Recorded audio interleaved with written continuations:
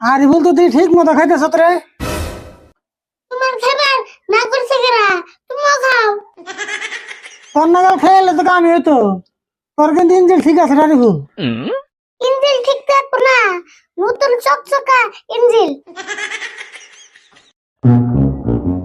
কিন্তু আমি যে খেয়ে না, আমার মুখে একবারই স্বাদ নাই। তোমার মুখে আর কত স্বাদ থাকবো? এই ছোট গালে থেকে একটা মুখ দেখাইতেছ। হ্যাঁ ঠিকই কইছ। এক মুখ দিয়ে এতদিন খাইলে মুখে আর কত স্বাদ থাকবো, জিভলার রস শুকিয়ে গেছে গা।